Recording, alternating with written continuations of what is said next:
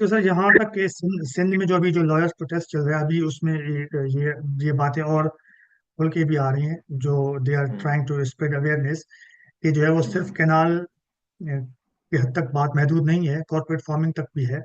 और जिसकी बेसिस पे हम्म। अभी जो आज सुबह ही मुझे किसी ने मैसेज किया कि जो है वो सिंध गवर्नमेंट ने 50,000 एकड़ जो है वो जमीन ऑलरेडी लीज कर चुके हैं इस हवाले से, कॉर्पोरेट फार्मिंग के हवाले से। जो कि हम्म। सिंध को कतई मंजूर नहीं है, एटलीस्ट सिंध के लोगों को मंजूर नहीं है, बाकी सियासतदानों को मंजूर है, वो उनकी मर्जी है। उनकी हम्म। उनकी हदारामियां जो करना चाहें वो करें। लेकिन ये है हम्म। कि ये तो 50,000 की जो बात जो सामने आ रही है उसके पीछे अल्लाह जाने कितनी उन्होंने जमीन जो है वो लीज कर चुके होंगे। अगर 40,000 एकड़ की बात की जा रही है, चालीस हम्म। हजार एकड़ कोई मजाक मजाक नहीं है। मतलब हमारे यहाँ आपको पता होगा कि आप तो कराची में रहते हैं, सिंध में जो हम्म। जिस बंदे की जो 5 एकड़ जमीन भी होती है उसको कहते हैं बड़ा जमींदार है और बड़ा वडेरा है। स्पेशली सही। कराची वाले जो है उसको भी बड़ा वडेरा और पता नहीं क्या क्या समझते हैं। हालांकि हाँ। जब 40,000 एकड़ की बात आ रही है तो यहाँ पे जो है वो लोग खामोश हैं, मतलब हमारे अर्बन एरियाज में। तो hmm. This is very unfortunate. वो और बात है कि जो जो लॉयर्स मूवमेंट है वो कराची से ही शुरू हुई है, शुक्र है। एटलीस्ट उनकी वजह से हम्म। कोई अवेयरनेस तो आ रही है, लोग समझ तो रहे हैं इस बात को। आ, हम्म। लेकिन बदकिस्मती ये है कि जैसे मैं सुन रहा था कुछ दिनों पहले कि कैनाल के हवाले से जो फीजिबिलिटी रिपोर्ट रिपोर्ट पहले बनाई गई थी उसमें भी ये हम्म। कहा गया था कि ये फीजिबल नहीं है कि आप इन कैनाल्स को निकाल के आप रेगिस्तान को आबाद नहीं कर हम्म। सकते। क्योंकि कह रहे हैं इस हम्म। तरफ जो चोलिस्तान है वो इंडिया की तरफ वो राजस्थान है। और वहां सही। पर भी उन्होंने कुछ साल पहले यही एक्सपेरिमेंट किया था, दे डिड नॉट सक्सीड।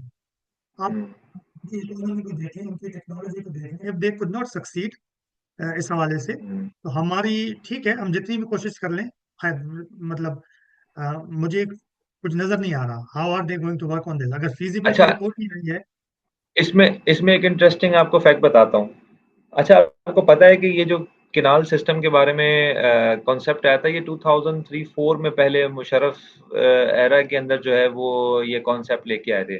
अच्छा, जो इनकी स्टडी हुई है वो ज़्यादातर 2008, 9, 10, 11, 12, मतलब ये तकरीबन आप समझ लें एक डेकेड या आज से 7-8 साल पहले तक जो है वो स्टडीज ज़्यादा हुई हैं उसके बारे में।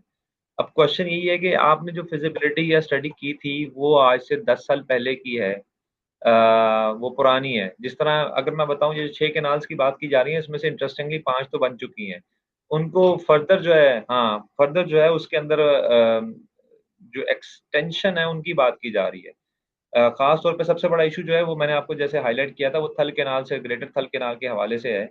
बाकी जिस तरह सिंध में जो है कच्ची कैनाल जो है वो, सॉरी, रनी कैनाल जो है वो ऑलरेडी बन चुकी है। एंड केपीके में चश्मा की बात की जा रही है, वो अभी बनी नहीं है, उसकी फिजिबिलिटी 2022 की जो है वो फिजिबिलिटी बनाई गई थी। अब बलूचिस्तान में जो है वो, वहाँ पे भी एक कच्ची कैनाल है, उसकी बात की जा रही थी, वो डेवलप की गई है। तो ये जो असल में फिजिबिलिटी क्या बनाई जाती है, आप देखते हैं कि आपके पास पानी कितना है। सबसे पहले आपने ये चेक करना था कि वो इतना है कि आप उसको फर्दर जो है वो यूज़ कर सकें।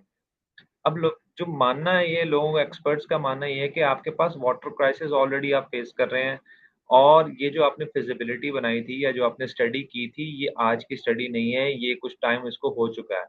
तो डे बाय डे आप जो है वो पानी की जो आपकी है वो शॉर्टेज जो है क्रिएट होती जा रही है। आप उस पुरानी फिजिबिलिटी के साथ नहीं चल सकते, फिजिबिलिटी आपको लॉन्ग टर्म के लिए बनानी पड़ती है। तो ये है कि जो उस टाइम ये कुछ फैक्टर्स जो हैं उनको ज़हन में नहीं रखा गया था। एनवायरनमेंट एक बहुत बड़ा फैक्टर है। देखिए, आप तो ये सोचते हैं कितने क्यूसिक वाटर जो है हमारे इंडस वाटर ट्रीटी के तहत जो है हमारे पाकिस्तान में आएगा और टेल तक इतना आता है, तो हम इसको कैसे मैनेज करें। लेकिन जब आपके पास उतना पानी आ ही नहीं रहा, तो आप उसको मैनेज कैसे करेंगे। या तो आपके पास एक्सेसिव वाटर हो ना, तो फिर तो सोचा जा सकता है कि जी कैनाल्स फर्दर एक्सीड होनी चाहिए, बननी चाहिए। प्रॉब्लम ही ये है कि आपके पास पानी उतना है नहीं, तो आप कैसे करेंगे? अच्छा, एक बात की जाती है कि जी पंजाब ने गारंटी दी थी कि जी ये जो थल कैनाल है उससे रिलेटेड जो पानी उसमें छोड़ा जाएगा, वो जो हमारे हिस्से का पानी है हम उससे मैनेज करेंगे। लेकिन प्रॉब्लम ये है कि जब आप वहाँ पर कैनाल्स को आप, अ, मैं शायद आपको दोबारा हाइलाइट कर दूं कि जो प्लान है वो है 40 लाख एकड़ ज़मीन जो है उसको आबाद करने का है, इस जो कॉर्पोरेट फार्मिंग के थ्रू। 40 लाख एकड़ बहुत बड़ी जगह है, बहुत बड़ी जगह है। और उसके अंदर आपने ज़मीन वाक़ई जिस तरह आपने हाइलाइट किया कि सिंध से जिस तरह आपने बता दिया कि 50,000 एकड़ जो है वहाँ से दे दी गई है, अ अ, पंजाब से भी ली जाएगी। अब मसला ये है कि छोटा जो ज़मींदार है वो तो दब जाएगा। वो अब ज़ाहिर बात है उससे अब 2 ही तरीके होते हैं, उसको इनिशिएटिव इंसेंटिव कोई दिया जाता है, वो छोटी ज़मीन का इंसेंटिव लेके कैसे गुज़ारा करेगा बंदा पूछे, तो वो अपनी ज़िंदगी तो नहीं उससे गुज़ार सकता। और फिर दूसरी बात ये कि वो कहाँ जाएगा, इतने कम अमाउंट के साथ वो कहाँ ज़मीन लेगा, जब सारी ज़मीन ही आपने कॉर्पोरेट के लिए दे दी जाकर, तो वो क्या करेगा? उसका तो एक बहुत बड़ा नुकसान है। तो ये प्लानिंग के भी इश्यूज़ हैं और मुझे लगता है कि अप टू डेट नहीं है।